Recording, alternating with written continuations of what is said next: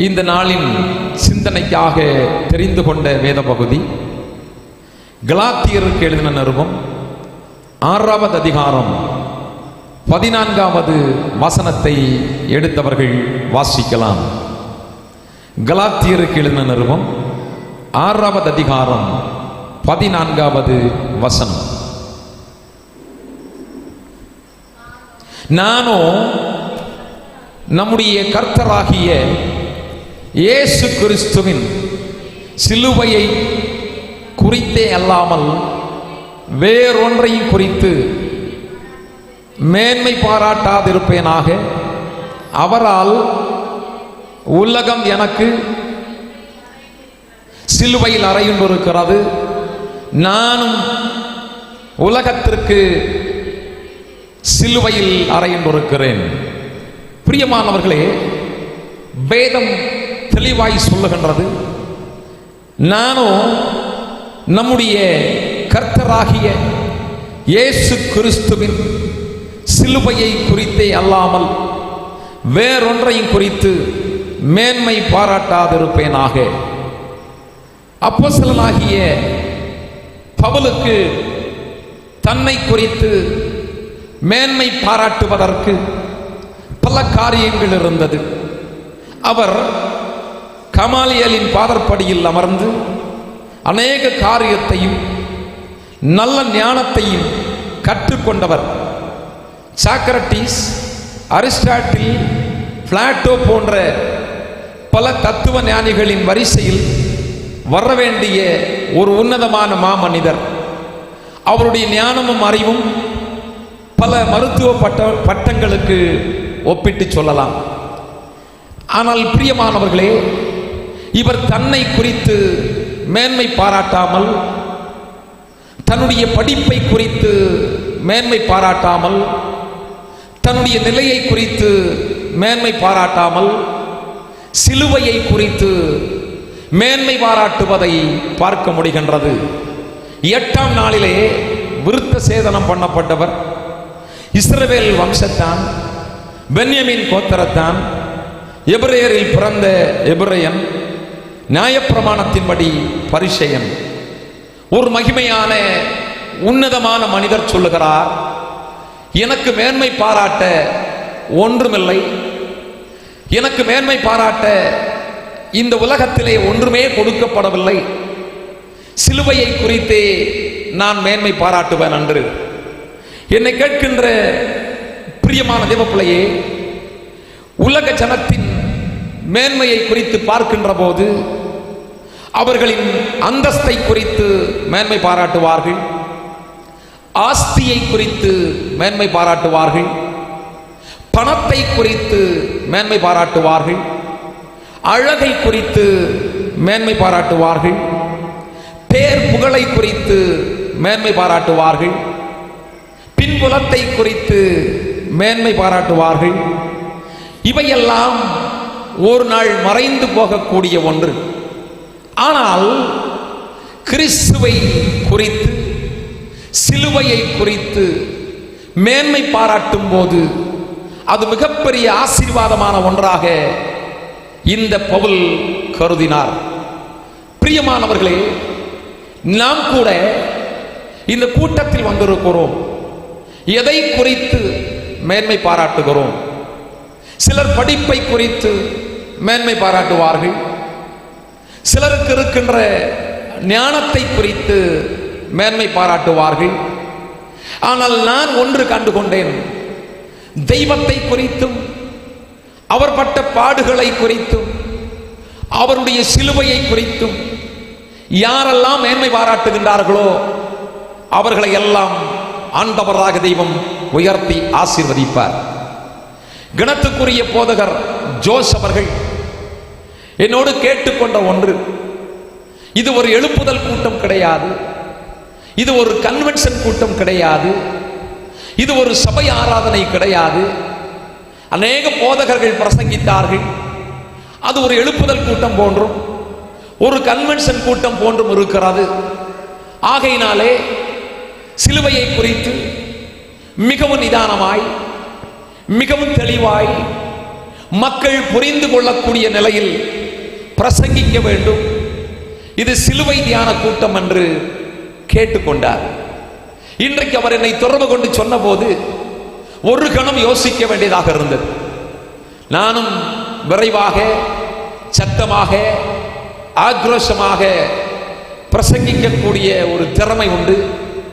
ஆண்டவரே, நான் மெதுவாக பிரசங்கிக்க வேண்டும், மிகவும் ஞானத்தோடு பிரசங்கிக்க வேண்டும், மிகவும் கவனமாக பிரசங்கிக்க வேண்டும், மெதுவாக பிரசங்கிக்க வேண்டும். போதகர் கேட்டுக்கொண்டது போல என்னை ஆண்டவராக தெய்வம் ஆண்டு நடத்த வேண்டும் என்று ஜெபித்தேன். பொறுமையாக பேசுவதற்கு ஆண்டவராக தெய்வம் உதவி செய்வார். அனைவரும் புரிந்து கொள்ள ஆண்டவராக தெய்வம் உதவி செய்வார். பிரியமானவர்களே, மகா அலெக்சாண்டர் அநேக பயங்கரமான அரும்பெரும் காரியத்தை செய்த ஒரு மனிதர், திரளான ஆசிகளுக்கு சொந்தக்காரர். அவர் உயிரோடு இருக்கும் போது தன்னோடு இருந்த குழுவை பார்த்து சொன்னார், நான் மரித்த பிறகு என்னுடைய பெட்டியை மருத்துவர்கள் சுமக்க வேண்டும். என்னுடைய பெட்டி கொண்டு செல்லப்படுகின்ற இடத்தில் பணங்கள், நகைகள், வைரங்கள், வைடூரியங்கள் வாரி எறியப்பட வேண்டும். என்னுடைய 2 கைகளும் 2 பக்கத்தில் 2 ஓட்டைகள் இடப்பட்டு வெளியே தொங்கவிடப்பட வேண்டும். இப்படி எதற்கு என்று அந்த குழு கேட்டபோது அவர் சொன்னார், உலகத்தில் எந்த மருத்துவரும் மரித்த மனிதனுக்கு ஜீவன் தர முடியாது. உலகத்தில் இருக்கின்ற ஆஸ்தி, பணம், அந்தஸ்து, புகழ் ஒரு மனிதனுக்கு ஜீவன் தர முடியாது. 2 கைகளும் எதற்கு தொங்கவிடப்படுகிறது என்றால், இந்த உலகத்தில் வறுமையாய் வந்தேன், வறுமையாய் கொண்டு போகப்படுகிறேன். இந்த உலகத்தில் ஒன்றும் கொண்டு வந்ததில்லை, ஒன்றும் கொண்டு போகப்படுவதில்லை. இதை இந்த நாட்டு மக்களுக்கு எடுத்துரைக்க வேண்டும் என்று சொன்னார். இதே போன்று அந்த குழுக்கள் ஒழுங்குபடுத்தினார்கள். அவருடைய மரணத்துக்கு பிறகு இப்படித்தான் நடந்தது. என்னை கேட்கிற பிரியமான தேவ பிள்ளையே, புகழ், அந்தஸ்து நம்மை மேன்மைப்படுத்த முடியாது. ஆனால் வேதம் சொல்லுகிறபடி ஆண்டவராக இயேசு கிறிஸ்து நமக்காக அடிக்கப்பட்டார், நமக்காக உடைக்கப்பட்டார், நமக்காக தன்னை அர்ப்பணித்தார். மனுஷன் உலகம் முழுவதும் ஆதாயப்படுத்திக் கொண்டாலும் தன்னுடைய ஆத்துமாவை நஷ்டப்படுத்தினால் லாபம் என்ன என்று வேதம் கேட்கிறது. இன்றைக்கு ஆஸ்தியை சம்பாதிப்பதற்கு, பணத்தை சம்பாதிப்பதற்கு மனிதன் பலவிதமான காரியத்தில் தன்னை ஈடுபடுத்திக் கொள்கிறான். ஆனால் கிறிஸ்துவை குறித்து, அவர் பட்ட பாடுகளை குறித்து தியானிப்பதற்கு, அவரை சார்ந்து வாழ்வதற்கு நேரமில்லாத நிலையிலே சென்று கொண்டிருப்பதை பார்க்க முடிகிறது. சிலுவையின் மேன்மை என்ன? சிலுவையை குறித்து தான் பிரசங்கிக்க வேண்டும். சிலுவையின் மேன்மை என்ன என்று வேதத்தினூடாக அல்லது விஞ்ஞானத்தினூடாக நீங்கள் பார்க்கின்ற போது உலகத்தின் பார்வையில் அது ஒரு கொலை கருவி. அதன் மரணம் கொடூரமானதாக இருக்கிறது. யூதர்களால் வெறுக்கப்பட்ட ஒரு அவமான சின்னம், யூதர்களால் வெறுக்கப்பட்ட ஒரு அவமான சின்னமாக கருதப்படுகின்றது சிலுவை. ஒரு வீடு அடிக்கல் வைக்கப்படுகின்ற பொழுது சிலர் சிலுவையை செய்து அதற்குள்ளே வைப்பதை பார்க்கிறேன். ஒரு வீட்டிலே நிலைக்கால்கள் நாட்டப்படுகின்ற போது ஒரு சிலுவையை செய்து அதிலே வைப்பதை பார்க்கிறேன். ஒருவர் ஒரு ஆபரணத்தை அணிந்து கொள்ளுகின்ற பொழுது அதிலே சிலுவையை தொங்க விடுவதை பார்க்கிறேன். கத்தோலிக்க திருச்சபையிலே பார்க்கின்ற போது உள்ளே ஒரு சிலுவை இருக்கின்றது. சிலுவையிலே இயேசுநாதர் தொங்குவது போல ஒரு சின்னம் அப்படியே வரைந்து வைக்கப்பட்டிருக்கின்றது. சிஎஸ்ஐ திருச்சபையிலே பார்க்கின்ற போது அந்த சிலுவையிலே சொருவம் இருக்காது, அந்த சிலுவை உள்ளாக வைக்கப்பட்டிருக்கின்றது. பெந்தேகோஸ்தே திருச்சபைகளில் பார்க்கின்ற போது சிலுவை வெளியே நிறுத்தப்பட்டிருக்கின்றது. இப்படி ஏராளமான சம்பவத்தை உலகத்திலே நாம் பார்க்கிறோம். ஆனால் ஆண்டவராக இயேசு கிறிஸ்து சிலுவையிலே தன்னை அர்ப்பணித்தார். சிலுவையிலிருந்து மிகப்பெரிய ஆசீர்வாதங்கள் நமக்கு கிடைத்திருக்கின்றது. இன்னும் கிடைப்பதற்கு ஆண்டவராக தெய்வம் உதவி செய்வார். சிலர் ஜபித்து ஜபத்தை நிறுத்துகின்ற பொழுது ஒருவரின் சிரசிலே சிலுவை அடையாளத்தை போடுவதை பார்த்திருக்கிறேன். என்னை கேட்கின்ற பிரியமான தேவப்பிள்ளையே, இந்த சிலுவை அனைத்தையும் பார்க்கின்ற போது நாம் நினைக்கிறோம் இதற்குள் இருந்து மிகப்பெரிய மேன்மை இருக்கிறது. ஆண்டவராக இயேசு கிறிஸ்து அன்றைக்கு சிலுவையிலே தொங்கவிடப்படுகின்ற போது மிகுந்த வேதனையை அனுபவித்தார். அவருடைய ரத்தம் சிலுவையின் வழியாக ஆறாய் ஓடியது. அவருடைய ரத்தம் பட்டபோது அந்த சிலுவை புனித சின்னமாக உருவெடுத்தது. அவருடைய ரத்தம் பட்டபோது அந்த சிலுவை ஆசீர்வாதமான ஒரு சின்னமாக உருவெடுத்தது. சாபத்தின் சின்னமாக, கொடூரமான மரணத்தின் சின்னமாக அறியப்பட்ட சிலுவையானது இயேசு கிறிஸ்துவின் சிலுவை பாடு மரணத்திற்கு பிறகு புனித சின்னமாக மாறியது. பயங்கரமான கொடூரமான ஒரு கொலை கருவி, ஒரு குற்றவாளியை தான் சிலுவையிலே அறைந்து கொலை செய்வார்கள். கொலை குற்றம் செய்திருக்க வேண்டும், அல்லது திருடி இருக்க வேண்டும், அல்லது யாரோ ஒருவரை கற்பழித்திருக்க வேண்டும். இப்படிப்பட்ட குற்றங்களில் ஈடுபடுகின்ற மனிதனைத்தான் சிலுவையிலே அறைந்தார்கள்.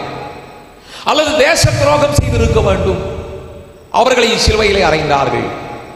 ஆனால் ஒரு குற்றமும் செய்யாத ஆண்டவராக இயேசு கிறிஸ்துவை சிலுவையிலே அறைந்தார்கள்.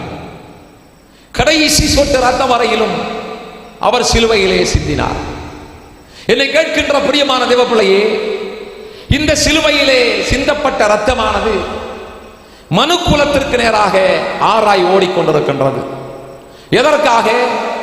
மனுக்குலத்தை மீட்பதற்காக, மனுக்குலத்தை ரட்சிப்பதற்காக, மனுக்குலத்தை சுத்திகரிப்பதற்காக.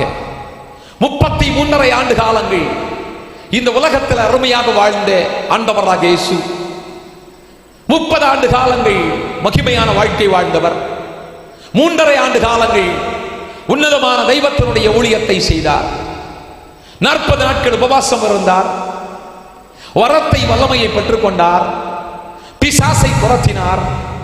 வியாதியை குணப்படுத்தினார். தண்ணீரை திராட்சரசமாய் மாற்றினார். கடலில் மேல் நடந்தார். 5 அப்பத்தை 2 மீனையும் 5000 பேருக்கு உணவாக கொடுத்தார். 12 குடை நிறைய மிச்சம் எடுக்க உதவி செய்தார். இப்படி பல அற்புதத்தை செய்த ஆண்டவராக இயேசு மரித்தோரை எழுப்பினார். குற்றம் சாட்டப்படுகிறார். முத்தமிட்டு காட்டி கொடுக்கப்படுகிறார். குற்றவாளி கூண்டிலே நிறுத்தப்படுகிறார். வாரினால் அடித்து சிலுவையில் அறைய வேண்டும் என்ற தீர்ப்பு வருகின்றது. அந்த தீர்ப்புக்கு பிறகு மிகுந்த வேதனையை அனுபவித்தார். 33.5 ஆண்டு கால வாழ்வு, திடகாத்திரமான உடம்பு, புஷ்டி ஏறிய உடம்பு, ஒரு மகிமையான உடம்பு, வாலிப வயதான உடம்பு. அந்த உடம்பிலே ஆணிகள் அடிக்கப்பட்டு காயங்கள் ஏற்றப்பட்டது. சரீரத்தை சாட்டையால் அடித்து துன்புறுத்தினார்கள், காரி துப்பினார்கள், நிந்தித்தார்கள், வேதனைப்படுத்தினார்கள். 39 சவுக்கடியை அவர் சரீரத்தில் ஏற்றுக்கொண்டார். ஒவ்வொரு அடியும் பயங்கரமான காயத்தை கொண்டு வந்தது. ஒரு மனிதனுடைய சரீரத்தில் 4 குப்பியிலிருந்து 7 குப்பி வரையில் ரத்தம் இருக்கலாம். அந்த ரத்தம் முழுவதும் ஆறாய் வடிந்தது. திடகாத்திரமான சரீரம், எதையும் எதிர்கொள்ளக்கூடிய சரீரம் அன்றைக்கு நிலை குலைந்து போனது. எதற்காக தெரியுமா? நம்மை மீட்பதற்காக. எதற்காக தெரியுமா? நம்மை ஆசீர்வதிப்பதற்காக. எதற்காக தெரியுமா? நம்மை மேன்மைப்படுத்துவதற்காக. எதற்காக தெரியுமா? நம்மை உயர்த்துவதற்காக இத்தனை பாடுகளை சகித்தார். சிலுவையின் மேன்மையை அப்போஸ்தலனாகிய பவுல் கண்டுகொண்டார்.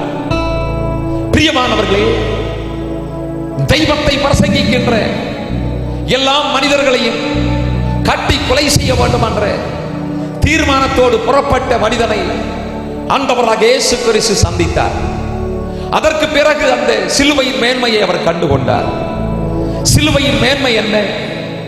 சிலுவையினால் வருகின்ற ஆசீர்வாதமான காரியங்கள் என்ன என்பதை அவர் அறிந்து கொண்டது போல இன்றைக்கு ஆண்டவர் நம்மை பார்த்து சொல்லுகிறார். சிலுவையில் இருந்து வருகின்ற மேன்மையான சில அனுபவத்தை உங்கள் மத்தியிலே வெகு விரைவாய் 4 விதமான காரியத்தை பிரசங்கித்து கடந்து போக வாஞ்சிக்கிறேன். ஒன்று, பாவங்கள் மன்னிக்கப்படுகின்ற மேன்மை. அப்போஸ்தலனாகிய பவுல் ரோமருக்கு எழுதின 6வது அதிகாரம் 23வது வசனத்தை வாசித்து பார்க்கின்ற போது, பாவத்தின் சம்பளம் மரணம், தேவனுடைய கிருபை வரமோ நம்முடைய கர்த்தராகிய இயேசு கிறிஸ்துவினால் உண்டான நித்திய ஜீவன். சிலுவையிலே சிந்தப்பட்ட இரத்தத்தின் முகாந்தரமாக பாவங்கள் மன்னிக்கப்படுகிறது. இயேசு கிறிஸ்து சிலுவையை ஏற்றுக்கொண்டதின் முகாந்தரமாக நம்முடைய பாவங்கள் மன்னிக்கப்படுவதை பார்க்க முடிகிறது. ஒவ்வொரு நாளும் கோடாகோடி மனிதர்கள் சந்திக்கப்படுகிறார்கள். கிறிஸ்து இயேசுவை ஏற்றுக்கொள்ளுகிறார்கள். அவருடைய இரத்தத்தால் கழுகப்படுகின்றார்கள். அப்படி என்றால் இங்கு வந்திருக்கின்ற இணையத்தில் நேரலையில் பார்க்கின்ற ஒவ்வொரு தேவனுடைய பிள்ளைகளும் ஒன்று புரிந்து கொள்ள வேண்டும். பாவங்கள் மன்னிக்கப்பட வேண்டும் என்றால் அவருடைய இரத்தத்தால் கழுகப்பட வேண்டும். சிலுவையில் தொங்கி அவர் சிந்திய இரத்தம் மனுக்குலத்தின் பாவத்தை மன்னித்து விடுகின்றது, சுத்திகரித்து விடுகின்றது. இயேசு கிறிஸ்துவின் இரத்தம் சகல பாவங்களை நீக்கி நம்மை சுத்திகரிக்கிறது. வேதம் சொல்லுகிறது, பாவம் செய்கிற ஆத்துமா சாகும், பாவத்தின் சம்பளம் மரணம் அன்று. இந்த மரணத்திலிருந்து விடுதலையாக்கப்படுவதற்கு, இந்த பாவத்திலிருந்து விடுதலையாக்கப்படுவதற்கு ஆண்டவராக இயேசு கிறிஸ்துவின் இரத்தம் சிலுவையிலிருந்து ஆறாய் ஓடியது, நதியாய் ஒழிந்தது. என்னை கேட்கிற பிரியமான தேவப்பிள்ளையே, இச்சையானது கற்பம் தரித்து பாவத்தை பிறப்பிக்கும். பாவம் பூரணமாகும் போது மரணத்தை கொண்டு வரும். அப்படி என்றால் இந்த கூட்டத்தில் வந்திருக்கின்ற, நேரலையில் கவனித்துக் கொண்டிருக்கின்ற ஒவ்வொரு தேவனுடைய பிள்ளைகளை பார்த்து ஆண்டவர் சொல்லுகிறார், என்னுடைய இரத்தத்தால் நீங்கள் கழுகப்பட வேண்டும். என்னுடைய இரத்தம் அன்றைக்கு அல்ல, இன்றைக்கும் நதியாய் வழிந்து கொண்டிருக்கின்றது. இந்த இரத்தத்தில் யாரெல்லாம் கழுகப்படுகின்றார்களோ, சிலுவையை யாரெல்லாம் நோக்கி பார்க்கிறார்களோ, அந்த இரத்தத்தால் யாரெல்லாம் சுத்திகரிக்கப்படுகின்றார்களோ, அவர்களெல்லாம் சிலுவையில் சம்பாதித்த அத்துணை ஆசீர்வாதத்தையும் அவர்கள் பெற்றுக் கொள்ளுவார்கள் என்று ஆண்டவர் சொல்லுகிறார். என்னை கேட்கிற பிரியமான தேவப்பிள்ளையே, பாவத்தில் மனிதன் பிறக்கிறான், பாவத்தில் உழண்டு வாழுகிறான், பாவத்தில் மரிக்கிறான். லாபம் என்ன? பாவத்தில் பிறந்த மனிதன் பரிசுத்தம் அடைந்து அவருடைய இரத்தத்தால் கழுகப்பட்டு அவருடைய சொந்த பிள்ளையாக மாறும்போது அவர் சிலுவையில் நமக்காக சம்பாதித்த அத்தனை ஆசீர்வாதமும் நம்மை சார்கின்றது. வேதம் சொல்லுகிறது, உங்கள் பாவங்கள் இரத்தாம்பரம் போல் சிவப்பாய் இருந்தாலும் பஞ்சை போல வெண்மையாகும் என்று. கிழக்கிற்கு மேற்குக்கு எவ்வளவு தூரமோ அவ்வளவு தூரமாய் உங்கள் பாவங்களை உங்களை விட்டு அகற்றிவிட்டார். இரத்தத்தால் கழுகப்பட்ட தேவப்பிள்ளையே, உங்கள் பாவங்கள் மன்னிக்கப்பட்டிருக்கின்றது. அவர் சிலுவையில் சிந்திய இரத்தத்தினால் நீங்கள் மேன்மையை பெற்றிருக்கின்றீர்கள். அவர் சிலுவையில் சிந்திய இரத்தத்தால் விடுதலையை பெற்றிருக்கின்றீர்கள். பாவத்திலிருந்து பெரிய ஒரு விடுதலை நமக்கு கிடைத்திருக்கின்றது. பாவம் செய்கிறவன் பாவத்திற்கு அடிமையாக இருக்கிறான். இஸ்ரவேல் ஜனங்கள் 430 ஆண்டு காலங்கள் எகிப்து தேசத்தில் அடிமைகளாக்கப்பட்டார்கள். அடிமைத்தனத்திலிருந்து விடுவிக்க ஆட்டுக்குட்டியின் ரத்தம் அடித்து நிலை சட்டத்தில் தெளிக்கப்பட்டது. அப்படி தெளிக்கப்பட்ட போது, பஸ்கா ஆட்டுக்குட்டியின் ரத்தம் நிலை சட்டத்தில் தெளிக்கப்பட்ட போது ஒரு பெரிய விடுதலை வந்தது போல தேவ பிள்ளைகளுக்கு ஒரு பெரிய விடுதலை. இன்றைக்கு பாவங்கள் மன்னிக்கப்படுகிறது. பாவங்களை மறைக்கிறவன் வாழ்வடைய மாட்டான். அதை அறிக்கை செய்து விட்டுவிடுகிறவன் இரக்கம் வருவான்.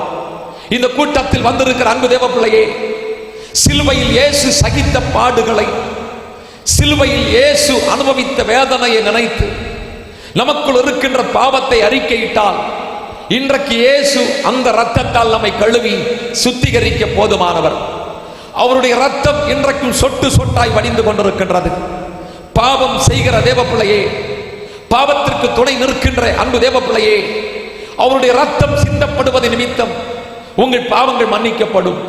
இதுவரையில் மறைக்கப்பட்டிருக்கின்ற பாவங்களை தேவ சபகத்தில் சொல்லி செபித்து நீங்கள் பாவத்திலிருந்து விடுதலை பெற ஆண்டவராக தெய்வம் அழைப்பு தருகிறார். பாவத்திலிருந்து சுத்திகரிக்கப்பட ஆண்டவராக தெய்வம் அழைப்பு தருகிறார். இந்த கூட்டத்தின் வாயிலாக பாவங்கள் நமக்கு மன்னிக்கப்படுகிறது. எப்படிப்பட்ட பாவமானாலும் கிறிஸ்து இயேசுவின் ரத்தம் உங்கள் சிரசிலே ஊற்றப்படும் என்றால், அந்த இரத்தத்தால் நீங்கள் கழுகப்பட்டால் மன்னிக்கப்படும் என்று ஆண்டவர் சொல்லுகிறார். சிறிய பாவமாக இருக்கட்டும், பெரிய பாவமாக இருக்கட்டும், அனைத்து பாவத்தை மன்னித்து நம்மை ஆசீர்வதிக்க அவர் போதுமான தெய்வம். இரண்டாவதாக, சாபங்களை முறிக்கிற மேன்மை. கலாத்தியருக்கு எழுதின நிருபம் 3வது அதிகாரம் 13வது வசனத்தை நீங்கள் வாசித்து பார்க்கின்ற போது, மரத்திலே தூக்கப்பட்ட எவனும் சபிக்கப்பட்டவன் என்று எழுதியிருக்கிறபடி கிறிஸ்து நமக்காக சாபமாகி நியாயப்பிரமாணத்தின் சாபத்திற்கு நம்மை நீங்களாக்கி மீட்டுக் கொண்டார். கொடூரமான பாவத்தின் விளைவுகளே சாபங்கள். அக்கிரமத்தின் விளைவுகள் தான் சாபம் என்று வேதம் சொல்லுகிறது. என்னை கேட்கின்ற பிரியமான தேவப்பிள்ளையே, சாபங்களை முறிக்கிற மேன்மை. அநேகர் பாவத்திலே வாழ்ந்து விடுவிக்கப்பட முடியாமல் தவித்துக் கொண்டிருப்பதை பார்க்க முடிகின்றது. அநேகர் சாபத்திலே வாழ்ந்து கொண்டிருக்கிறார்கள். காரணம் இல்லாமல் போட்ட சாபம் தங்காது என்று வேதம் சொல்லுகிறது ஒரு புறத்தில். ஆனால் அநேக குடும்பங்களுக்குள் சாபம் இருப்பதை பார்க்கிறேன். செல்வந்தர்களாக, உயர்ந்தவர்களாக, உன்னதர்களாக, மேன்மையானவர்களாக, ஒரு ராஜகுலத்தானாக வாழ்ந்த குடும்பங்கள் எல்லாம் இன்றைக்கு நடுத்தொருவிலே நின்று கொண்டிருக்கின்றது. காரணம் என்ன என்று கேட்கின்ற போது சாபமாக இருக்கிறது. அநேக குடும்பங்கள் என்ன செய்வது என்று திகைத்துக் கொண்டிருக்கிறார்கள். அநேக குடும்பத்திலே பார்க்கின்ற போது சாபம் தலைவிரித்து ஆடிக்கொண்டிருக்கின்றது. எப்படி சாபம் கடந்து வருகிறது? முன்னோர்கள் செய்த பாவத்தின் நிமித்தம் சாபம் கடந்து வருகிறது.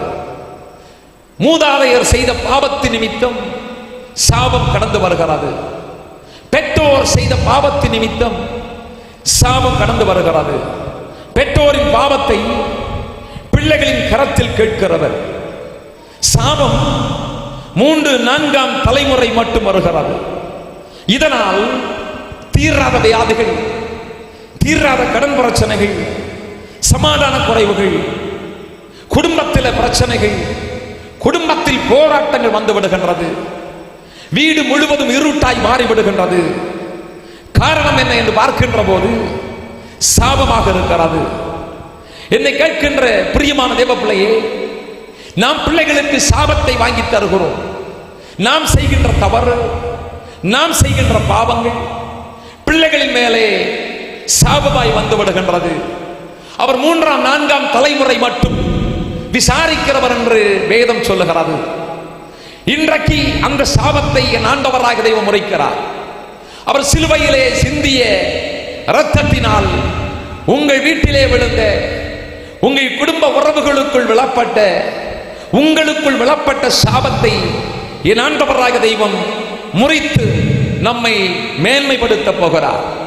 இந்த கூட்டத்தில் வந்திருக்கின்ற, இணையத்தில் பார்க்கின்ற அன்பு தேவப்பிள்ளையே, பாவத்தின் விளைவு முள்ளும் குறுக்குமாக மாறி போனது. இது ஒரு சாபத்தின் அடையாளமாக இருக்கிறது. ஆதி ஏதேனிலே ஆண்டவராகிய தெய்வம் முதலாவது சிருஷ்டிக்கின்ற பொழுது நல்ல கனி வகைகள், நல்ல பழங்களை சிருஷ்டித்தார். நல்ல பூக்கள் இருந்தது. மகிமையான அனுபவத்தோடு அந்த ஏதேன் தோட்டம் காணப்பட்டது. ஆனால் இரண்டாவதாக சிருஷ்டித்த சிருஷ்டிப்பு என்னவென்றால் சாபத்தின் அடையாளமான முள்ளாக இருந்தது. முள்ளும் குறுக்கும் அங்கே உருவாகும் என்று ஆண்டவர் சொன்னார். என்னை கேட்கிற பிரியமான தேவப்பிள்ளையே, பாவத்தின் விளைவுதான் முள்ளும் குறுக்கும் உழைப்பிக்க ஆரம்பித்தது. ஒரு மனிதன் பாவம் செய்கின்ற போது, ஒரு மனிதன் சாபத்திற்குள்ளாக தள்ளப்படுகின்ற போது குடும்பம் சீர்குலைந்து விடுகின்றது. பிள்ளைகள் சீர்குலைந்து விடுகிறார்கள். வாழ்க்கை சீர்குலைந்து விடுகின்றது. இங்கிலாந்து தேசத்தில் ஒரு மாபெரும் விஞ்ஞானி ஆராய்ச்சி செய்ய ஆரம்பித்தார். எப்படி ஆராய்ச்சி செய்தார்? நன்றாய் ஆண்டவருக்காக வாழ்ந்த குடும்பத்தையும், குடித்து வரித்து மனம் போல வாழ்ந்த குடும்பத்தையும் ஆராய்ச்சி செய்தார். ஆராய்ச்சி செய்த போது ஆண்டவருக்காக வாழ்ந்த, வேதாகமத்தை சுமந்த, ஆண்டவருக்காக ஊழியம் செய்த, பரிசுத்தமாய் வாழ்ந்த, சுவிசேஷ வேலையை செய்த, பயபக்தியாய் வாழ்ந்த, பரிசுத்தமாய் வாழ்ந்த குடும்பங்கள் எல்லாம் தலைத்து ஓங்கி இருந்தது. அவர்கள் குடும்பத்தில் பிறந்த பிள்ளைகள் மாவட்டத்தின் ஆட்சியாளராக, மாவட்டத்தினுடைய கண்காணிப்பாளராக, அரசு பொறுப்பில் உயர்ந்த நிலையில் காணப்பட்டார்கள். பெரிய தொழிலதிபர்களாக, உன்னதமான நிலையை அடைந்தவர்களாக காணப்பட்டார்கள். துன்மார்க்கமாக வாழ்ந்து, குடித்து வரித்து வாழ்ந்து, மனம் போல வாழ்ந்த பிள்ளைகளை பார்த்தபோது சாபம் குடிகொண்டு கொலை குற்றவாளிகளாக, சிறை தண்டனை அனுபவித்துக் கொண்டிருக்கின்றவர்களாக, ரோட்டோரத்திலே படுத்து கிடக்கின்றவர்களாக, தெருவிலே பைத்தியம் பிடித்து சுட்டி நடக்கின்றவர்களாக காணப்பட்டார்கள். அப்படி என்றால் இது சாபம் நிறைந்ததாக இருந்தது. இன்றைக்கு ஆண்டவராகிய தெய்வம் சொல்லுகிறார், இந்த சாபத்தை முறிப்பதற்காக கல்வாரி சிலுவையிலே அவர் தன்னை அர்ப்பணித்தார். ஒருவேளை முன்னேற்ற பாதை அடைபட்டு மிகுந்த பாரத்தில் இருந்து கொண்டிருக்கின்ற, நேரலையில் கவனித்துக் கொண்டிருக்கின்ற அன்பு தேவப்பிள்ளையே, சாபத்தின் விளைவிலே உங்கள் குடும்பத்தில் முள்ளும் குறுக்கும் பிடித்திருக்கலாம். உங்கள் குடும்பத்தை முள் அப்படியே பிடித்தடக்கி இருக்கலாம். வாழ விடாதபடி, உயர விடாதபடி சாபத்தின் முள்ளானது நெருக்கி போடலாம். இன்றைக்கு கர்த்தர் சொல்லுகிறார், சாபத்தின் நிலையை இன்றைக்கு முறியடிப்பேன் என்று, சாபத்தின் நிலைக்கு ஒரு மாற்றத்தை தருவேன் என்று. சாபங்களை முறிக்கிற மேன்மை சிலுவையிலிருந்து வெளிப்பட்டது. அந்த வெளிப்பாடு சாதாரணமானதல்ல. அவர் சிலுவையிலிருந்து சிந்திய ரத்தம் நமது சாபத்தை எல்லாம் முறித்திருக்கிறது. இனி ஒரு சாபமும் இராது என்று ஆண்டவர் சொல்லுகிறார். என்னை கேட்கிற பிரியமான தேவப்பிள்ளையே, ஏசாயா தீர்க்கதரிசனம் 53ஆம் அதிகாரம் 2ஆம் வசனத்தில், அவருக்கு அழகும் இல்லை, சௌந்தரியம் இல்லை, அவரை பார்க்கும்போது நாம் அவரை விரும்பத்தக்க ரூபம் அவருக்கு இல்லாதிருந்தது. உங்களுடைய சாபம் நீங்க வேண்டும் என்றால் சிலுவை அண்டை வர வேண்டும். உங்களுடைய சாபம் நீங்க வேண்டும் என்றால் முள்முடி சூட்டப்பட்ட இரத்தத்தால் நீங்கள் கழுகப்பட வேண்டும். உங்கள் சிரசின் மேலும் உங்கள் பிள்ளைகள் மேலும் முள்முடி சூட்டப்பட்ட இரத்தம் வடிந்து வரும் என்றால், அந்த இரத்தத்தால் நீங்கள் கழுகப்பட்டால் உங்களுடைய சாபத்தை என் ஆண்டவராகிய தெய்வம் உடைத்து போடுவார். சாபத்தை ஆண்டவராகிய தெய்வம் முறிப்பார். நிச்சயமாக சாபத்தில் தபித்துக் கொண்டிருக்கின்ற அன்பு தேவப்பிள்ளையே, என்றைக்கு என்னுடைய சாபம் மாறும், என்றைக்கு என்னுடைய பிரச்சனை மாறும், என்றைக்கு என்னுடைய போராட்டம் மாறும் என்று நினைத்துக் கொண்டிருக்கின்றீர்கள். அந்த சாபத்தை மாற்ற ஆண்டவராகிய இயேசு சிலுவையில் அர்ப்பணித்தார். சிலுவையில் ரத்தத்தை சிந்தினார். இனி ஒரு சாபமும் இராது என்று வாக்கு பண்ணுகிறார். உங்கள் சாபங்கள் நிச்சயமாக முறியடிக்கப்படும். நீங்கள் யோசித்துக் கொண்டிருக்கிறீர்கள், என் குடும்பத்தின் பிரச்சனைக்கு காரணம், குடும்பத்தில் நஷ்டத்திற்கு காரணம், பிள்ளைகள் கீழ்ப்படியாமல் இருப்பதற்கு காரணம் சாபம் என்று. இந்த சாபத்தை என் ஆண்டவர் மாற்றுவார். அந்த சிலுவையில் சிந்திய ரத்தம் இந்த சாபத்தை மாற்றி போடும் என்று கர்த்தர் வாக்கு பண்ணுகிறார். மூன்றாவதாக நோய்கள் குணமாகும் மேன்மை. மத்தேயு எழுதின சுவிசேஷம் அதனுடைய 8வது அதிகாரம் 17வது வசனத்தை வாசித்து பார்க்கின்ற போது அவர்தாமே நம்முடைய பலகீனங்களை ஏற்றுக்கொண்டு நம்முடைய நோய்களை சுமந்தார். என்னை கேட்கிற பிரியமான தேவப்பிள்ளையே, நோய்கள் குணமாகும் மேன்மை. அவர் நோய்களை குணமாக்கக்கூடியவர். ஏசாயா தீர்க்க தரிசனம் 53ஆம் அதிகாரம் 5வது வசனத்தில் அவருடைய தழும்புகளால் குணமடைகிறோம். சிலுவையில் ஆண்டவராக இயேசு கிறிஸ்து எதற்காக இத்தனை பாடுகளை சகித்தார், இத்தனை வேதனைகளை அனுபவித்தார், இத்தனை துக்கத்தை சுமந்தார்? அவர் கை கால்களில் ஆணிகள் எதற்கு அடிக்கப்பட்டது? அவருடைய தழும்புகளால் நாம் குணமாக்கப்படுவதற்கு, அவருடைய தழும்புகளால் நாம் சுகமாக்கப்படுவதற்கு. நானே உன் பரிகாரியாகிய கர்த்தர், வியாதியை உன்னை விட்டு விலக்குவேன் என்று வாக்கு பண்ணினார். என்னை கேட்கின்ற பிரியமான தேவப்பிள்ளையே, அன்றைய ரோமர்களுடைய பழக்கத்தின்படி இயேசுவின் சரீரத்தில் 39 முறை சவுக்குகளால் அடித்தார்கள். எவ்வளவு பயங்கரமான வேதனை என்பதை நானும் நீங்களும் புரிந்து கொள்ள வேண்டும். 39 சவுக்கடியை அவர் சகித்தார். கை கால்களில் ஆணிகளை ஏற்றுக்கொண்டார். சிரசிலே முள்முடியை தரித்தார். நீங்கள் சிந்தித்து பார்க்கக்கூடிய ஒன்று. ஆனால் நான் சிந்தித்து பார்க்கிறேன், இந்த உலகத்தில் மருத்துவர்களால் குணமாக்கப்பட முடியாத 39 விதமான வியாதியை குணமாக்க என் ஆண்டவராக இயேசு கிறிஸ்து 39 சவுக்கடியை அவர் சரீரத்தில் ஏற்றுக்கொண்டார். ஆண்டவராக இயேசு கிறிஸ்துவின் எலும்புகள் வெளியே தெரியக்கூடிய அளவிற்கு காயங்கள் ஏற்றுக்கொண்டார். இவை அனைத்தையும் சகித்தார். அவருடைய சரீரம் வஸ்திரத்தை போல கிழிக்கப்பட்டது. அவருடைய சரீரம் ஒரு வயலை போல உழப்பட்டது, சுக்கு நூறாக்கப்பட்டது. இறைச்சி கடையிலே தொங்கவிடப்படுகின்ற கொக்கியை கொண்டு அவருடைய சரீரத்தை அடித்து கிழித்தார்கள்.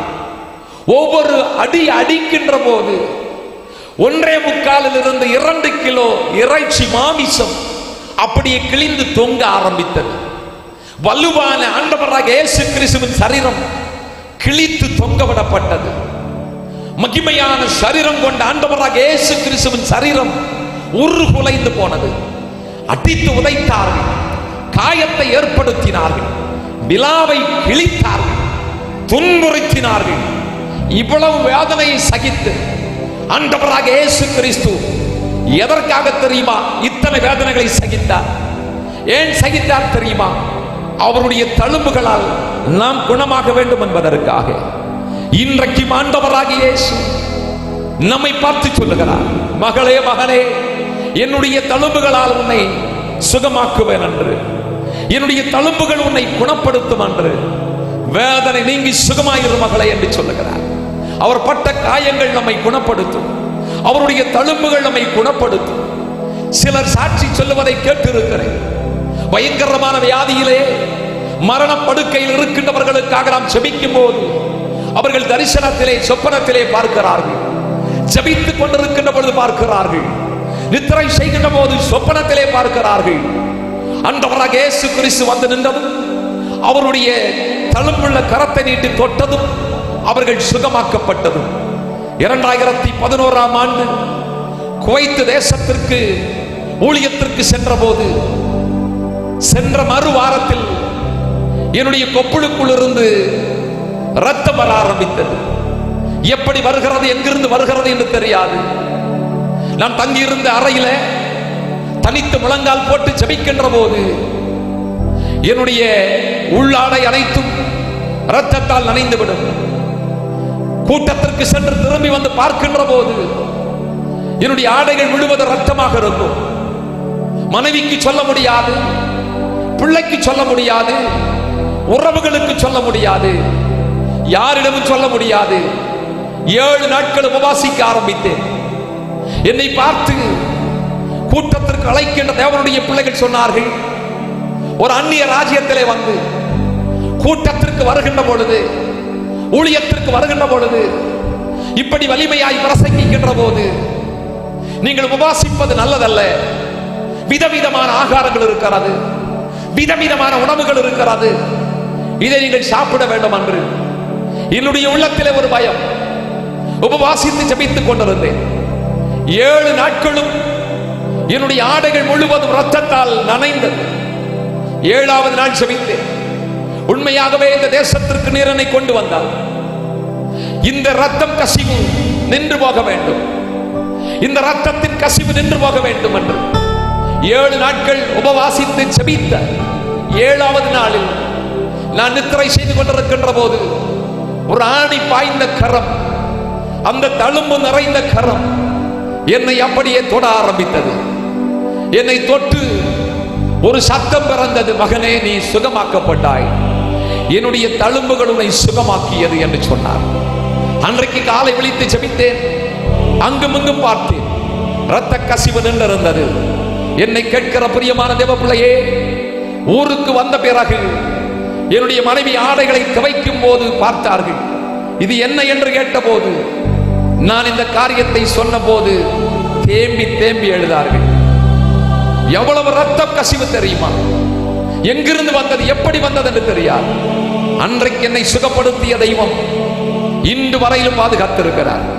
அப்படி என்றால் பலவிதமான போராட்டத்தில் இருந்து கொண்டிருக்கின்ற அன்பு தேவ பிள்ளையே, தீர்க்க முடியாத வியாதியை ஆண்டவராக இயேசு போக்க முடியும். அவருடைய தழும்பு நிறைந்த கரங்களை தொடும்போது நீங்கள் அற்புத சுகத்தை பெற்றுக் கொள்ள முடியும். உலகத்தில் கண்டுபிடிக்கப்பட முடியாத வியாதிகள் இருக்கிறது. தற்போது ஒரு சகோதரி நரம்புகள் அப்படியே துண்டாகி ரத்தம் கசிந்து கொண்டிருப்பதாக சொன்னார்கள். அந்த வியாதிக்கு மருந்தில்லை என்று சொல்லி இருக்கிறார்கள் மருத்துவர்கள். பல இடங்களுக்கு சென்று பரிசோதித்து பார்த்தார்கள். நரம்பு துண்டிக்கப்பட்டு ரத்தம் கசிந்து கொண்டிருக்கிறது. மூக்கு வழியாக, வாய் வழியாக, ஆசனங்கள் வழியாக இப்படிப்பட்ட கண்டுபிடிக்கப்பட முடியாத வியாதிகள் உலகத்திலே தலைவிரித்து ஆடிக்கொண்டிருக்கும் போது மருத்துவர்களால் கைவிடப்பட்டு வாழ்வே முடிந்தது என்ற நிலையில் இருக்கின்ற ஒவ்வொரு தேவனுடைய பிள்ளைகளுக்கும் இயேசு கிறிஸ்து சிலுவையிலே சிந்திய ரத்தம், குணமாக்கக்கூடிய ரத்தம், சுகமாக்கக்கூடிய ரத்தம், அந்த ரத்தத்தால் கழுகப்பட்டால் எல்லா வியாதி நீங்கி சுகமாய் வாழ ஆண்டவராக தெய்வம் உதவி செய்வார். 4வதாக பிதாவோடு ஒப்புரவாகும் மேன்மை. கொலோசியருக்கு எழுதின நிருபம் 1ஆம் அதிகாரம் 20வது வசனத்தில், அவர் சிலுவையில் சிந்தின இரத்தத்தினாலே சமாதானத்தை உண்டாக்கி பூலோகத்தில் உள்ளவைகள் பரலோகத்தில் உள்ளவைகள் யாவையும் அவர் மூலமாய் தமக்கு ஒப்புரவாக்கிக் கொள்ளவும் அவருக்கு பிரியமாயிற்று. சிலுவையில் அறையப்பட்ட 2 கரங்களினால் ஒரு பக்கம் பிதாவின் கைகள், மறுபக்கம் மனுக்குலத்தை பிடித்த கைகள். பிரியமானவர்களே, இப்படி இணைத்து நம்மை அவர் ஒப்புரவாக்கினார். ஆண்டவராக இயேசு கிறிஸ்து சிலுவையில் சிந்திய ரத்தம் நம்மை பிதாவோடு ஒப்புரவாக்கி இருக்கின்றது. ஒரு பக்கத்தின் கைகளால் பிதாவை பிடித்தார், மறுபக்க கையால் மனுக்குலத்தை பிடித்தார். இந்த 2 நிலையை பார்க்கின்ற போது பாவம் செய்து தூரமாயிருந்த நம்மை இயேசு கிறிஸ்துவின் ரத்தம் அவரோடு ஒப்புரவாக்கி இருக்கிறது. யார் யாருக்கு ஒப்புரவு வந்தது? பிதாவிற்கு மனுக்குலத்திற்கு ஒப்புரவு வந்தது. 2 பரலோகத்திற்கும் பூலோகத்தில் உள்ளவர்களுக்கும் இஸ்ரவேலருக்கும் புறஜாதியாருக்கும் ஒப்புரவு வந்தது. பிரியமானவர்களே, நடுவாக நின்ற தடுப்பு சுவரை தான் சிந்திய ரத்தத்தினாலே உடைத்து பெரிய வெற்றியை கொண்டு வந்தார். ஆண்டவராக தெய்வம் நம்முடைய பாவத்தை கழுவி சுத்திகரித்து பரிசுத்தத்தை உண்டாக்கினார். அது மட்டுமல்ல, சாபத்தின் முதுகெலும்பை முறித்து விடுதலை உள்ளவர்களாக்கினார். ஒரு பக்கம் பாவத்தை பாராத சுத்த கண்ணர் பிதாவாக இருக்கிறார், மறுபக்கம் உளையான சேற்றிலே சிக்கி இருக்கின்ற மனுக்குலம் இயேசு தம்முடைய இரத்தத்தை எல்லாம் ஊற்றி மாம்சத்திரை கிழிய ஒப்பு கொடுத்தார் என்று வேதம் சொல்லுகிறது. மனிதனை கழுவி சுத்திகரித்து மகா பரிசுத்த ஸ்தலத்தில் பிரவேசிப்பதற்கு ஒரு பெரிய பாக்கியத்தை தந்தார். ஆகவே பரலோகத்தில் பிரவேசிப்பதற்குரிய வாய்ப்பு நமக்கு கிடைத்திருக்கிறது. இது ஒரு பெரிய மேன்மையாக இருக்கிறது. இதுவே சிலுவையினால் நமக்கு கிடைத்த மேன்மையாக இருக்கிறது. பிதாவுக்கும் மனுக்குலத்திற்கும் ஒரு பெரிய பிரிவினை இருந்தது. அந்த பிரிவினையை உடைத்து ஆண்டவராக இயேசு கிறிஸ்துவின் சிலுவை பாடு மரணத்தினூடாக ஒப்புரவாகக்கூடிய ஒரு பாக்கியத்தை கொடுத்தார். இந்த கூட்டத்தில் வந்திருக்கின்ற அன்பு தேவ பிள்ளையே, இன்றைக்கு ஒப்புரவாக்கப்படுவதற்கு ஆண்டவர் அழைப்பு தருகிறார். யாரோடு ஒப்புரவாக வேண்டும்? பிதாவோடு ஒப்புரவாக வேண்டும். யாரோடு ஒப்புரவாக வேண்டும்? இயேசுவோடு ஒப்புரவாக வேண்டும். யாரோடு ஒப்புரவாக வேண்டும்? குடும்பத்தோடு ஒப்புரவாக வேண்டும். யாரோடு ஒப்புரவாக வேண்டும்? பல பிரச்சனைகளில் வந்திருக்கின்ற அன்பு தேவ பிள்ளையே, குடும்பத்தில் பிரச்சனையோடு வந்திருக்கின்ற தேவ பிள்ளையே, தனிப்பட்ட வாழ்வில் பிரச்சனையோடு வந்திருக்கின்ற தேவ பிள்ளையே, இயேசு சிலுவையில் சந்தித்த பாடுகள் நம்மை பிதாவோடு ஒப்புரவாக்கி விடுகின்றது. குமாரனாம் இயேசுவோடு ஒப்புரவாக்கி விடுகின்றது. திருச்சபையோடு ஒப்புரவாக்கி விடுகின்றது. ஊழியரோடு ஒப்புரவாகி விடுகின்றது. நடுவாய் நின்ற நடுச்சுவரை ஆண்டவர் உடைத்து போட்டார். இன்றைக்கு ஒப்புரவாகி தெய்வத்தை ஆராதிக்க ஆண்டவராக தெய்வம் உதவி செய்திருக்கிறார். பிரிவினையின் மத்தியிலே, பிரச்சனையின் மத்தியிலே, போராட்டத்தின் மத்தியிலே வந்திருக்கின்ற அன்பு தேவ பிள்ளையே, ஒரே வீட்டில் வசிக்கிறோம். மனைவி புருஷன் ஒப்புரவாக்கப்படவில்லை. ஒரே வீட்டிலே புசிக்கிறோம், ஒரே வீட்டிலே வாழ்கிறோம். பிள்ளைகள் பெற்றோர் ஒப்புரவாக்கப்படவில்லை. ஒரே திருச்சபையில் ஆராதிக்கிறோம். போதகர் விசுவாசிகள் ஒப்புரவாக்கப்படவில்லை. இன்றைக்கு ஆண்டவர் சொல்லுகிறார், நீங்கள் ஒப்புரவாக்கப்படுவதற்காக ஆண்டவராக இயேசு சிலுவையில் தன்னை தியாகமாக்கினார். சிலுவையில் தன்னுடைய இரத்தத்தை சிந்தினார். ஒப்புரவாக்கப்படுவதற்கு இன்றைக்கு அர்ப்பணத்தோடு கடந்து வருவோம் என்றால் நிச்சயமாக சிலுவையில் ஆண்டவர் சந்தித்த அத்தனை ஆசீர்வாதமும் நம்மை சாரும். சிலுவையில் சம்பாதித்து வைத்த அத்தனை வேண்மையும் நம்மை, நம்முடைய குடும்பத்தை சாரும். தூரமாக இருந்த அன்பு தேவ பிள்ளையே, பிதாவாகிய தெய்வத்தை விட்டு தூரம் சென்ற தேவ பிள்ளையே, இன்றைக்கு ஆண்டவர் அழைப்பு தருகிறார். நீங்கள் ஒப்புரவாக்கப்பட வேண்டும். தெய்வத்தோடு ஐக்கியம் கொள்ளப்பட வேண்டும். எந்த மனிதன் இன்றைக்கு ஒப்புரவாக்கப்படுகிறானோ அந்த மனிதனை ஆண்டவர் ஆசீர்வதிப்பார். நடுவாய் நின்ற தடுப்பு சுவரை அவர் உடைத்து போட்டார். அவருடைய ரத்தம் நம்மை அவரோடு ஒப்புரவாக்கி இருக்கிறது. சிலுவையில் சிந்திய ரத்தம் தெய்வத்தோடு நம்மை இணைத்திருக்கின்றது. அவருடைய இதயத்தோடு நம்மை இணைத்திருக்கின்றது. அவருடைய கரத்தோடு நம்மை இணைத்திருக்கின்றது. அவருடைய சரீரத்தோடு நம்மை இணைத்திருக்கின்றது. ஆகையினாலே பிதாவோடு ஒப்புரவாகக்கூடிய ஒரு பெரிய பாக்கியத்தை தந்தார். தூரமாயிருந்த, புறம்பாயிருந்த, மனம் போல வாழ்ந்த, தெய்வமற்றவர்களாய் வாழ்ந்த, பரிசுத்தம் இழந்து வாழ்ந்த, பாவத்தில் வாழ்ந்த, தெய்வத்தை தரிசிக்க முடியாமல் வாழ்ந்த, குடித்து வரித்து வாழ்ந்த, துன்மார்க்கமாய் வாழ்ந்த, மனம் போல வாழ்ந்த, மனம் போல நடந்த நம்மை ஆண்டவராக தெய்வம் இயேசு கிறிஸ்து சிந்திய இரத்தத்தின் மூலமாக ஒப்புரவாக்கி இருக்கிறார். அவருடைய இரத்தத்தால் கழுகப்பட்ட தேவ பிள்ளையே, உங்களுக்கு பிதாவோடு ஒப்புரவு இருக்கிறது. குமாரனாம் இயேசு கிறிஸ்துவோடு ஒப்புரவு இருக்கிறது. பரிசுத்த ஆவியானவரோடு ஐக்கியம் இருக்கிறது. இந்த நிலையை நாம் அடைய வேண்டும் என்றால் இணையத்தில் பார்க்கிற அன்பு தேவ பிள்ளையே, பிதாவோடு ஒப்புரவாகும் போது சிலுவையில் சம்பாதித்து வைத்த எல்லா மேன்மை நமக்கு கிடைத்து விடுகின்றது. தூரமாக இருக்கிற நம்மை பார்த்து, தெய்வத்தை விட்டு தூரம் போன நம்மை பார்த்து, தெய்வத்தை விட்டு அகன்றிருக்கின்ற நம்மை பார்த்து ஆண்டவர் சொல்லுகிறார், இன்றைக்கு ஐக்கியம் கொள்ளும்படி, ஒப்புரவாகும்படி வந்துவிடு மகனே, வந்துவிடு மகளே. என்னுடைய ரத்தம் அதற்காகத்தான் சிந்தப்பட்டது. எங்கேயோ தூரம் நின்ற உன்னை ஆண்டவராக இயேசு கரம் பிடித்து இழுக்கிறார். எங்கேயோ தூரம் இருக்கின்ற உன்னை பிதாவோடு ஐக்கியப்படுத்த விரும்புகிறார். பிதாவோடு ஒப்புரவாக்கப்பட விரும்புகிறார். இந்த நிலையை புரிந்து கொண்டு ஆண்டவருக்காக நின்றால் நிச்சயமாக ஆண்டவராக தெய்வம் சிலுவையில் நமக்கென்று சம்பாதித்த அத்தனை மேன்மையின் அனுபவத்தை நிச்சயமாக தருவார். இந்த வார்த்தைகளால் ஆண்டவர் நம்மை ஆசீர்வதிப்பாராக. யாவரும் தேவ சமூகத்தில் அப்படியே முழங்கால் போடுவோம். ஆண்டவராக தெய்வத்தை நோக்கி பார்ப்போம். 1, பாவங்கள் மன்னிக்கப்படுகிற மேன்மை. 2, சாபங்களை முறிக்கிற மேன்மை. 3, நோய்கள் குணமாகும் மேன்மை. 4, பிதாவோடு ஒப்புரவாகும் மேன்மை. ஒரு பெரிய ஒப்புரவாக்கப்படுகிற நிலையை ஆண்டவர் தருகிறார். சண்டையோடு இருக்கின்ற, குழப்பத்தோடு இருக்கின்ற, ஒப்புரவாக முடியாதபடி தவித்திருக்கின்ற அன்பு தேவ பிள்ளையே, அவருடைய ரத்தம் நம்மை சுத்திகரித்து ஒப்புரவாக்கி விடுகின்றது. குடும்பத்தோடு ஒப்புரவாக்கி விடுகின்றது. ஊழியத்தோடு ஒப்புரவாக்கி விடுகின்றது. ஊழியரோடு ஒப்புரவாக்கி விடுகின்றது. தெய்வத்தோடு ஒப்புரவாக்கி விடுகின்றது. எல்லாரும் அப்படியே ஒப்பு கொடுத்து ஜெபிப்போமா? ஆண்டவரே, என் பாவங்கள் மன்னிக்கப்படாமல் இருக்கிறது. அந்த பாவங்கள் மன்னிக்கப்படட்டும். என் சாபங்கள் முறிக்கப்படாமல் இருக்கிறது, அந்த சாபங்கள் முறிக்கப்படட்டும். என் நோய்கள் குணமாகாமல் இருக்கிறது, அந்த நோய்கள் குணமாகட்டும். பிதாவோடு ஒப்புரவாக கூடிய நிலையை ஆண்டவர் தாரும் என்று எல்லாரும் அப்படியே கேட்கலாமா? எல்லா தேவ பிள்ளைகள் உற்சாகத்தோடு ஆண்டவராக தெய்வத்தை நோக்கி பார்ப்போம். இது வரையிலும் கேட்ட செய்தி என் குடும்பத்திற்கும், என் வாழ்விற்கும், என்னுடைய வழித்தடத்திற்கும், என்னுடைய ஊழியத்திற்கும் மிகுந்த ஆசீர்வாதமாக இருக்கட்டும். இன்றைக்கு இரத்தத்தால் என்னை கழுகி சுத்திகரித்து என் பாவத்தை மன்னிப்பதற்காய் ஸ்தோத்திரம். என்னுடைய சாபத்தை முறிப்பதற்காய் நன்றி. என் நோய்களை குணமாக்குவதற்காய் ஸ்தோத்திரம். இதுவரையிலும் பிதாவிற்கு தூரமாக இருந்தேன், குமாரனா இயேசுவுக்கு தூரமாக இருந்தேன். உம்முடைய சட்ட திட்டத்திற்கு கீழ்ப்படியாமல் இருந்தேன். இனி நான் கீழ்ப்படிய போகிறேன். ஆண்டவருக்காக வாழப் போகிறேன். ஆண்டவருக்காக நிற்க போகிறேன். ஞானஸ்நானத்துக்கு ஒப்பு கொடுக்க போகிறேன். ஆண்டவரே, அபிஷேகத்தால் என்னை நிரப்பும். என்னுடைய பாவத்தை மன்னி என்னை பரிசுத்தப்படுத்தும் என்று தேவ சமூகத்தில் சொல்லி ஜெபித்தால் ஆண்டவராக தெய்வம் அற்புதமான காரியத்தை செய்வார். உங்களை ஒப்புரவாக்க விரும்புகிறார். அவருடைய இரத்தத்தால் கழுகப்படு, நோய்கள் குணமாகும். இணையத்தில் பார்க்கிற அன்பு தேவ பிள்ளையே, உங்கள் சாபங்கள் முறிக்கப்படுகிறது. தீராத சாபத்தை ஆண்டவர் மாற்றப் போகிறார். உங்கள் சாபத்தை மாற்ற அவர் சிரசிலே முள்முடி சூட்டப்பட்டது.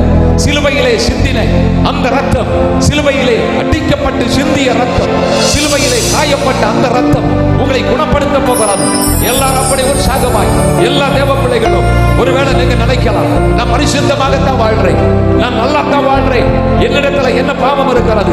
பார்வையில பாவம், சிந்தையில பாவம், செயல்பாட்டிலே பாவம், நடைமுறையில பாவம், கொடுக்கல் வாங்கலில பாவம், பேசினதில பாவம், பல நிலையில வார்த்தையினால பாவம், வார்த்தை மிகுதியினால் பாவம் இல்லாமல் போகாது. யாரையோ குற்றப்படுத்தி இருக்கலாம், உரை சொல்லி இருக்கலாம், ஏதோ ஒரு பாவம் நம்மை பிடித்திருக்கிறார். இந்த பாவங்கள் மன்னிக்கப்படுகிற வேண்மை அவர் சிந்திய இரத்தத்தால் இன்றைக்கு நமக்கு ஆண்டவராக இயேசு ஒரு பெரிய மேன்மையை தருகிறார். உங்கள் பாவங்கள் மன்னிக்கப்படுகிறது. எல்லா கரங்களை தட்டி உற்சாகமாய் என் பாவம் மன்னிக்கப்படுவதற்காய் ஸ்தோத்திரம். எங்கு போனாலும் பாவம் மன்னிக்கப்பட முடியாது. ஆண்டவராக இயேசு கிறிஸ்து மட்டுமே பாவத்தை மன்னிக்கக்கூடியவர். அவருடைய ரத்தம் நம்மை கழுவும், அவருடைய ரத்தம் நம்மை சுத்திகரிக்கும். பாவங்களை மறைக்கிறவன் வாழ்வடைய மாட்டான். அதை அறிக்கை செய்து விட்டு விடுகிறவன் இரக்கம் பெறுவான் என்று வேதம் சொல்லுகிறது. இரக்கத்தை பெறுவதற்கு ஆண்டவராக இயேசு சிந்திய ரத்தம், சிலுவையில் சிந்திய ரத்தம் உங்களுக்கு ஒரு பெரிய மாற்றத்தை கொண்டு வரும். எல்லாரும் உற்சாகமாய் கைகளை தட்டி நீங்கள் சொல்லலாம், ஞானஸ்நானம் பெற்றேன், அபிஷேகம் பெற்றேன், ஓ அந்நிய பாஷை பேசுகிறேன், என்னிடத்தில் பாவம் இல்லை என்று. இல்லை பிரியமானவர்களே, பாவம் இல்லை என்று சொல்லுவோமானால் நாம் அவரை வஞ்சிக்கிறவர்களாக இருக்கிறோம்.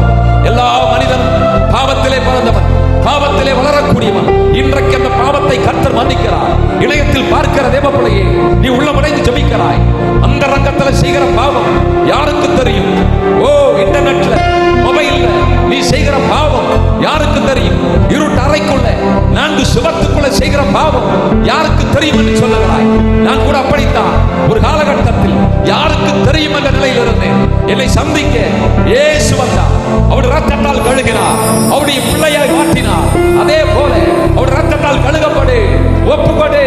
பாவத்திற்கு பரிகாரம் என்ன செய்ய வேண்டும் என்று கேட்டால் ஆண்டவர் சொல்லுவார். பிதா, குமாரன், பரிசுத்த ஆவி நாமத்தில் ஞானஸ்நானம் பெற்றுக்கொள், பரிசுத்தமாய் வாழ். ஆண்டவராக தெய்வம் உன்னை ஆசீர்வதிப்பார். சில சாபத்தின் உகத்தடைகளை முறிக்கிறார். சாபத்தை முறிக்கிற வேண்மை சிலுவையில் உண்டானது. உங்க சாபம் மாறுகிறது. உன் குடும்பத்துல சாபம், உன் பிள்ளை தவறா நடக்க காரணம் சாபம், உன் புருஷன் தவறா நடக்க காரணம் சாபம். இந்த சாபம் மாறட்டும். மூதாதையர்கள் செய்த பாவம் சாபமாய் விளைக்கப்பட்டிருக்கிறது, சாபமாய் விளைந்திருக்கிறது. உன் குடும்பத்தில் சமாதானம் இல்லை. முன்னோர்கள் செய்த பாவம், தாத்தா பாட்டி செய்த பாவம், அப்பா அம்மா செய்த பாவம் 3-4 தலைமுறையிலே வந்து தலைவிரித்து ஆடிக்கொண்டிருக்கிறது.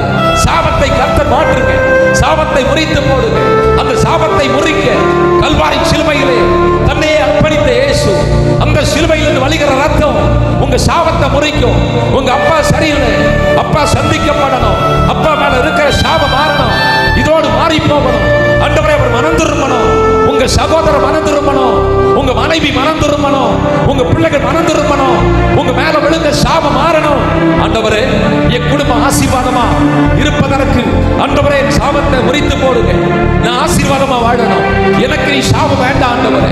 நான் செய்த பாவங்கள் மன்னிக்கப்படட்டும், என் பிள்ளைகள் செய்த பாவங்கள் மன்னிக்கப்படட்டும், மூதாதையர்கள் செய்த பாவங்கள் மன்னிக்கப்படட்டும். உங்க ஒரு சொட்டு ரத்தம் விழுந்தா போதும், உங்க ஒரு சொட்டு ரத்தம் என் சிரசு மேல விழுந்தா போதும், என் சாபம் மாறும். நீங்க என் சாபத்தை சிரசுல முள்முடியா அணிந்து கொண்டீங்க. அந்த சிரசிலிருந்து வழிகிற ரத்தம் என் சாபத்தை போக்கும், என் சாபத்தை போக்கும். அது ஒரு பெரிய மேன்மையை கொண்டு வரும். அது மட்டுமல்ல, ஓ சிலுவையில இயேசு தொங்கவிடப்பட்டது நிமித்தம் அநேக தழும்புகள், அந்த தழும்புகளால் நமக்கு நோய் குணமாகும். உங்க வியாதியை கர்த்தர் மாற்றுவார். உங்க வியாதியை ஆண்டவர் மாற்றுவார். உங்க வியாதி எப்பேற்பட்ட வியாதி ஆகட்டும், என் பரம தகப்பன் மாற்றி போடுவார். எல்லா வியாதியை குணப்படுத்துவார். எல்லா வியாதியை குணப்படுத்துவார். இது போல ஆண்டவராக இயேசு கிறிஸ்து இன்னும் அற்புதத்தை செய்ய போதுமானவர். அது மட்டுமல்ல, பிதாவுக்கு தூரமாக இருந்த நம்ம குமாரனாம் இயேசு கிறிஸ்துவின் பாடு மரணம் நம்மை ஒன்றிணைத்திருக்கிறது. பிரியமானவர்களே, பரிசுத்த ஸ்தலத்தை பார்க்க முடியாமல் இருந்த நம்மை திரைச்சீலை கிழிந்தது நிமித்தம், இயேசு தன்னை அர்ப்பணித்தது நிமித்தம், ஓ அங்கே நாம் கடந்து சென்று அவரை ஆராதிப்பதற்கு, அவரை மகிமைப்படுத்துவதற்கு, முகமுகமாய் பார்ப்பதற்கு, அவரோடு ஐக்கியம் கொள்ளுவதற்கு ஆண்டு உதவி செய்தார். அவரோடு நாம் ஒப்புரவாக்கப்படுகிறோம். பிதாவோடு ஒப்புரவாக்கப்படுகிறோம். குமாரனாம் இயேசுவோடு ஒப்புரவாக்கப்படுகிறோம். பாவம் செய்து தூரம் போன தேவ பிள்ளையே, ஓ இயேசுவின் நாமத்தில் ஜெயமெடுக்கிறோம். இயேசுவின் நாமத்தில் ஜெயமெடுக்கிறோம். அவர் பாவத்தை பாராத சுத்த கண்ணு, மறுபக்கம் முளையான சேற்றில சிக்கி இருக்கின்ற மனுக்கூலம். இயேசு தம்முடைய ரத்தத்தை எல்லாம் ஊற்றினார். மாம்ச திரை கிழிய ஒப்பு கொடுத்தார். அவருடைய விழா கிழிக்கப்பட்டது. கிழிக்கப்பட்ட போது புதிதான மார்க்கம் ஒன்று உருவானது. அதுதான் சபை. சபை என்கிற புதிய மார்க்கத்தை கர்த்தர் உருவாக்கினார். இதை கேட்கிற பிரியமான தேவ பிள்ளையே, அன்றைக்கு ஆதாமின் விழா கிழிக்கப்பட்ட போது ஒரு மணவாட்டி உருவெடுக்கப்பட்டாள். அதே போல கிறிஸ்துவின் விழா கிழிக்கப்பட்ட போது, ஓ மணவாட்டி என்கிற சபை உருவாக்கப்பட ஆரம்பித்தது. அப்படி என்றால் நான் நீங்களும் அவருடைய மணவாட்டி. அந்த மணவாட்டி எப்படி இருக்க வேண்டும்? பிதாவோடு ஒப்புரவாக்கப்பட்டிருக்க வேண்டும். இயேசுவோடு ஐக்கியப்பட்டிருக்க வேண்டும். அவருடைய ரத்தத்தால் கழுகப்பட்டிருக்க வேண்டும். அந்த ரத்தத்தால் கழுகப்பட ஆண்டவராக தெய்வம் அழைப்பு தருகிறார். எல்லாரும் அப்படியே அந்த ரத்தம் நம்மை கழுவி சுத்திகரிக்க போகிறது. அது மனிதனை கழுவி சுத்திகரித்து மகா பரிசுத்த ஸ்தலத்தில் பிரவேசிக்கக்கூடிய பாக்கியம் கிடைத்தது. அப்படி என்றால் இன்றைக்கு தெய்வத்தை பார்க்கக்கூடிய ஒரு பாக்கியம். இந்த நாள் நமக்கு நல்ல நாள். இந்த நாள் நமக்கு விசேஷமான நாள். ஒப்பு கொடுப்போமா? இன்றிலிருந்து நான் ஆண்டவருக்காய் வாழ்வேன். இன்றிலிருந்து ஆண்டவருக்காக நிற்பேன். இன்றிலிருந்து ஆண்டவரை நான் ஆராதிப்பேன். இன்றிலிருந்து பரிசுத்தமாய் வாழ்வேன். இன்றிலிருந்து ஆண்டவருக்காக நிற்பேன். ஆண்டவரே உமக்காய் நான் வாழ்வேன் என்று ஒப்பு கொடுக்கும் போது ஆண்டவராக தேவன் நம்மை ஆசீர்வதிக்க முடியும்.